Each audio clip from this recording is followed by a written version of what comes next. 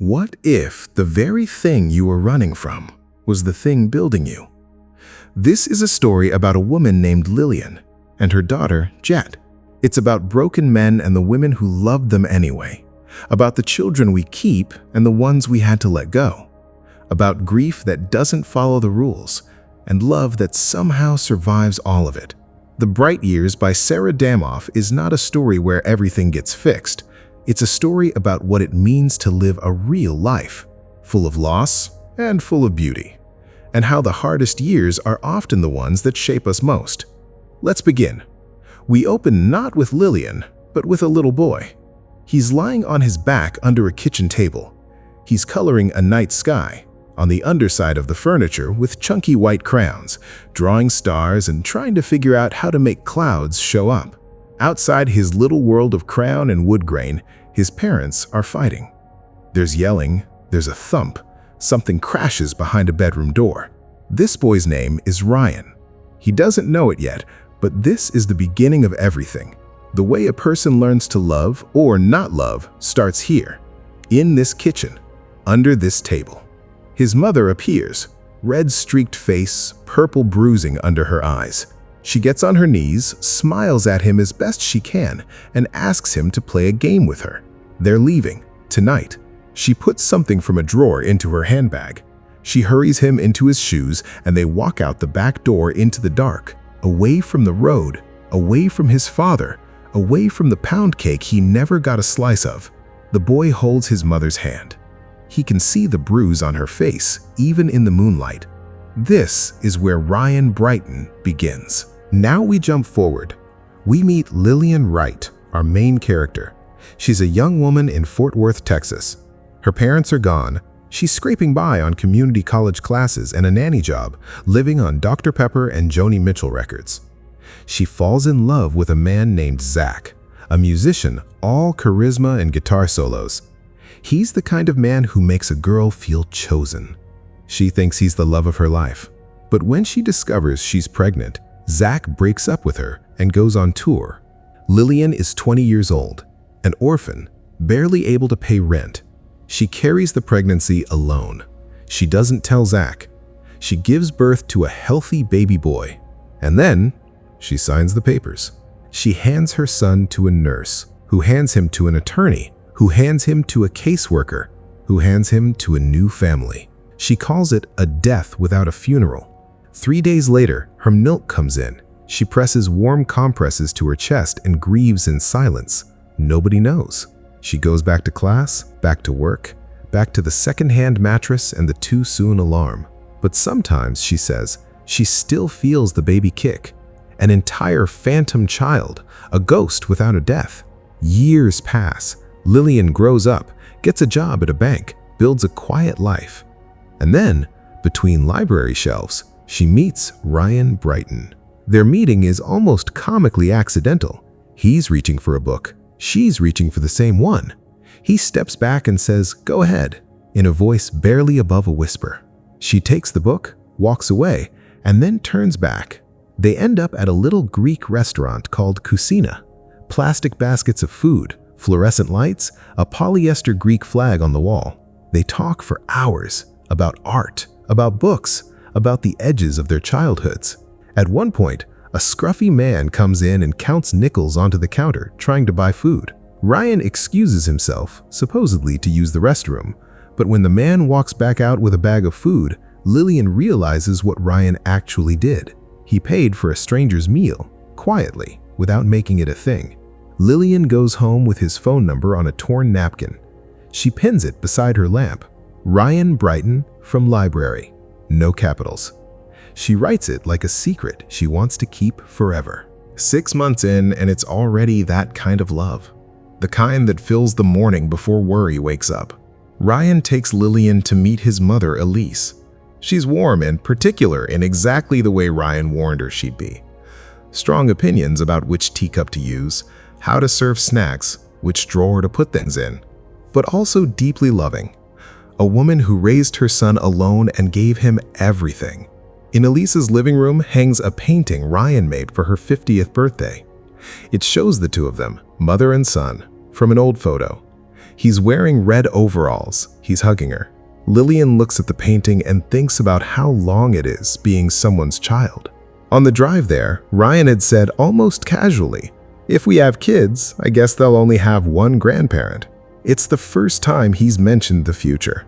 The first time he's reached forward like that. Lillian says nothing. Dread coils in her, taking up all the space where joy should be. She can't explain it, not yet. The secret she carries is too heavy to set down in a moving car. But then, pulled over on a side street after a small argument, Ryan looks at her and says it for the first time. "I love you." And she says it back, because she means it. She has for a while. They get married. They open an art gallery together, the SG, a dream of Ryan's since the beginning. And for a while, it's good. Then Lillian gets pregnant, and she loses the baby. This is the moment the book quietly breaks your heart.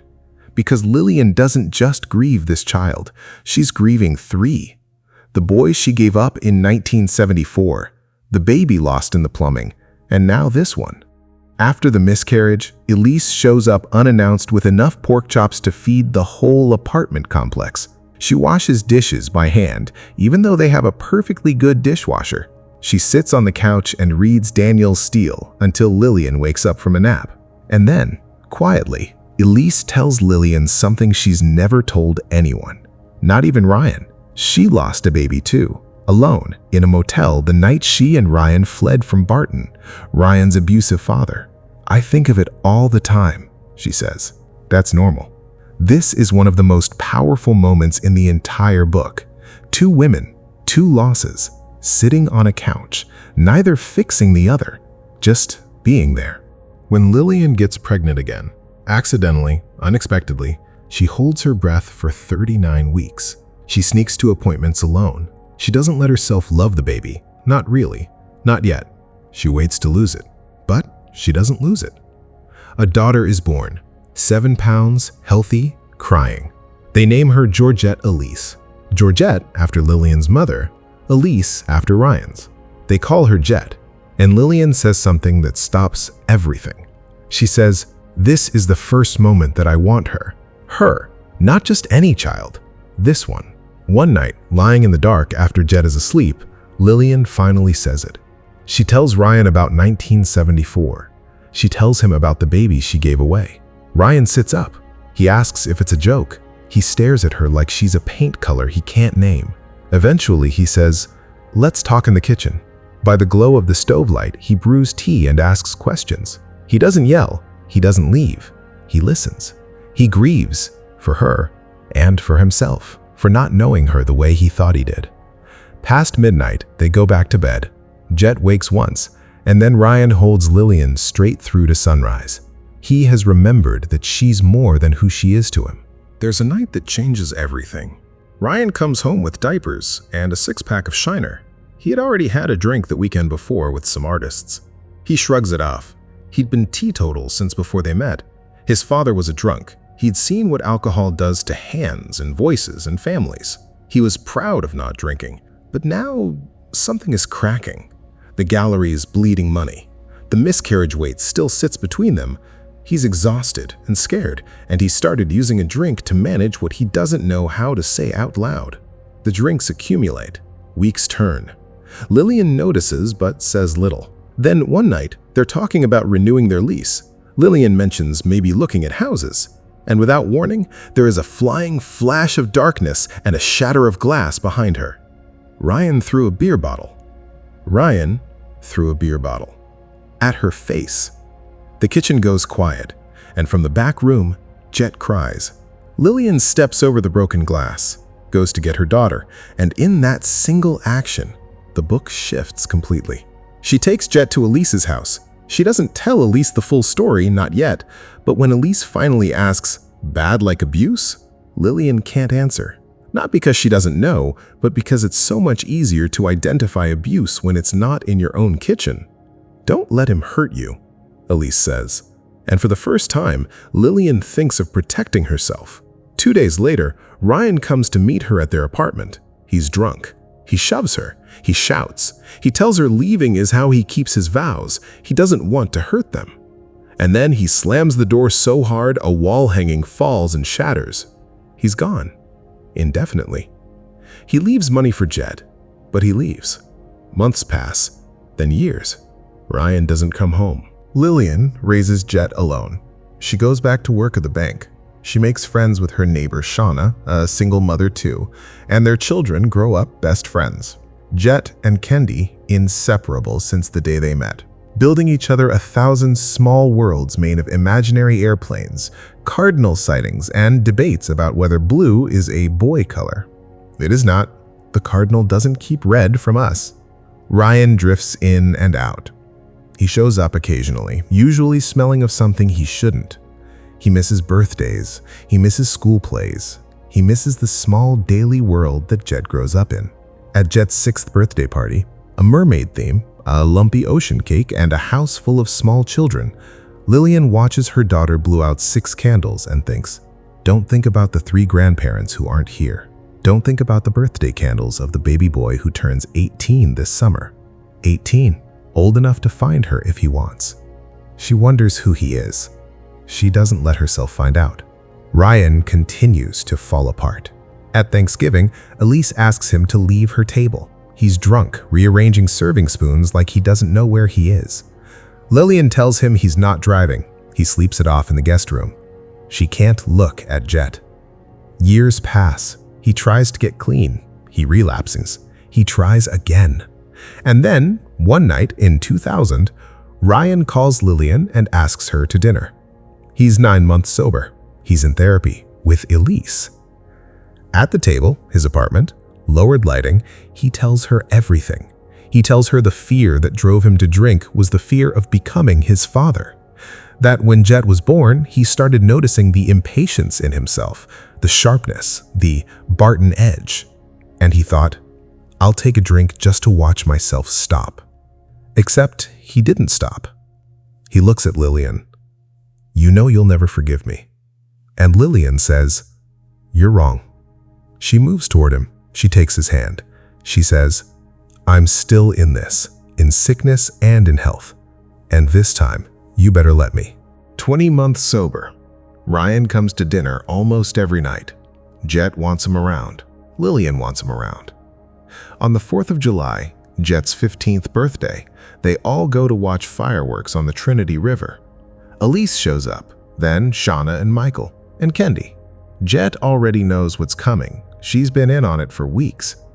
Fireworks crack and pop over the river, and then something low in the sky. Soft murmurs from the crowd. The horizon lights up with the word Lillian, and then beneath it, in a lopsided heart of fire, "Remarry me." Ryan rises to one knee. The whole crowd turns. People nearby start to clap. Mom's hand flies to her mouth. She rises to her knees to face him. He says something only she can hear. She says, again and again. They put a new ring on her finger. The question in the sky fades into vapor, like their first try at marriage. And everything they've survived fades too, not into nothing, but into something they can finally carry together. Now the story shifts. We move from Lillian's perspective to Jet's. Jet is 15. She has her mother's warmth and her father's directness. She loves photography and hates birds of prey, and she and Kendi have been best friends their whole lives. This is the year her parents get re-engaged. This is also the last year she has her mother. It happens on an ordinary October night. Jet goes to a basketball game. She doesn't even care about basketball, but she needs to get out of the house. Kendi is staying with them. He's eating grapes and reading Tolkien when she gets home. Mom has gone to lie down, a headache. When Jet goes to check on her, she stumbles on something in the dark. She drops to the floor. She touches her mother's arm. Cold. Cardiac arrest. Already gone a couple of hours. 20 minutes ago, everything seemed normal. Jet had taken off her shoes, straightened them the way Mom liked, eaten a grape, one grape, while her mother was dying on the other side of the wall. This is the center of the book, not the divorce, not the drinking, not the reproposal. The center is this night and what comes after. Jet moves in with her father by default. He's predictably devastated. He's also drunk all the time. Lillian's death untethers whatever had been holding him together, and Jet spends months tiptoeing around bottle caps and silences and a man she barely recognizes. She moves out, goes to live with Elise, Nana. Nana gives her jersey knit sheets and a lit lamp and a notepad and says, "Write down what you'd like to eat and your favorite Bluebell flavors." It's so simple and so loving that it almost breaks you. Jet grieves alone and badly. Her grades drop, she stops doing things she loved. She stops taking photographs. She pushes Kendi away. He was there the night Mom died and she was not. She can't stand the sight of him. She graduates high school late in August, alone, showing her diploma to her dog Seth on Nana's back porch, eating brisket. Nana says, "Your mom would be proud." Jet smiles weakly. She hates when people speak for the dead. 8 years after losing her mother, Jet receives an email from a stranger. His name is Davis Condi. He says he was born to a woman named Lillian Wright in 1974. He's been searching for his family. He found Lillian's obituary. He knows she's gone. He says, "I thought I should at least let you know I exist." He says, "I hope you are well. I hope your life has been good. I hope I get to learn more about it." Jet's world tilts sideways. She goes to her father. He already knows. "That baby," he says when she tells him who Davis is. And then he produces an envelope, Lillian's loopy cursive on the front. Georgette Elise. He's had it for 8 years, never opened it, never gave it to Jet. She takes it from him, storms out, jams it in her glove box under the user's manual and a Chick-fil-A sauce packet. She writes drafts after draft of an email to Davis, every one of them deleted. Finally, she sends one word, yes. They meet at the Riverwalk in San Antonio. Jet sees him before he sees her. It's like looking in a shadowed mirror. Same face structure, same eyes, darker hair, darker skin, but unmistakably, her mother's cheekbones. He stands up when he sees her, wipes his palms on his jeans, puts out a hand and says, "Sorry, this is weird. I didn't know how to greet you, so I settled on a handshake and acknowledging that it's weird." They eat, they talk, they share photos. Jet tells him about their mother's favorite foods, her laugh, the weird good morning song she used to sing. Every detail is a puzzle piece Davis has been missing his whole life. He tells her the tongue roll thing, only Davis in his family can do it. Jet tells him, "You got that from Mom." He looks at her like she just handed him back something that was always his. They split a slice of triple chocolate cake with 2 forks. Davis leaves her the last bite, insists. This clinches it, Jet thinks. She would have given up the Little Mermaid for him. That same year, Jet photographs her first birth. She doesn't understand at first why anyone would want pictures of this. It's painful and raw and nothing like anything she's ever shot before. But as she watches, a woman in labor, her husband pressing fists into her back, their total focus on each other in the worst and most intimate hour of their lives, something changes in Jet. She watches the baby emerge. The father cuts the cord, weeping. The mother pants with relief. And then the baby cries, sudden and shrill and frantic, and the room fills with something that can only be called joy. People always want pictures of this, Jet realizes, because they want to preserve this life. This baby has already survived more than many do. She drives straight from the birth room to her mother's grave. She yells at Lillian for lying, for giving Davis away, for hurting alone, for dying. And then, quieter, she tells her something. She's going to apply to nursing school, to become a midwife. She wants to be a doorkeeper to this hard and hardy world. "I'm fully decided," she says. And it feels like the click of solving a mystery I should have known the whole time. It starts to rain. Jet lies down in the downpour beside the headstone. The oak tree that's been growing since her first visit is twice the size it used to be. She closes her eyes, opens her mouth, swallows clouds whole, glutting herself on being alive. The Kendi situation has been building for the entire second half of this book, and if you've been paying attention, you already see where it's going. Jet and Kendi have been best friends since they were 5 years old. They've been through everything together. Jet's mom's death, Kendi's stepdad Michael, misunderstandings and silences and awkward Christmas parties. They found their way back to each other after a fight at a canyon camping trip the book only hints at. And now, slowly, carefully, something is shifting. Jet stays at Kendi's apartment in Houston for a wedding job. He makes her breakfast, eggs with Tabasco, avocado, buttered sourdough. He takes her hand across the kitchen counter and says he wants her to experience flying, that he'd take her. She pulls her hand away. She excuses herself to the extra bedroom. She has a dream about him that night that she refuses to analyze. The next day, she photographs a wedding. The bride, a woman who swore off marriage, who built walls because the past taught her not to trust anyone, stands at the altar and says this: "It's my greatest fear, losing you. I might not survive it. Nobody can promise me it won't happen, but this isn't a risk to eradicate. It's a risk to embrace." And she finishes, "Love is worth the losing of it." Jet can barely hold her camera up.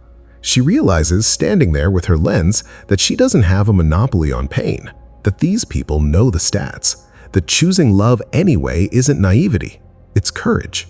And for the first time, she wants in. And then Nana dies. It's a kidney infection. Quiet and quick. Jet finds her on a Tuesday morning, still warm, sunlight across the bed, looking asleep.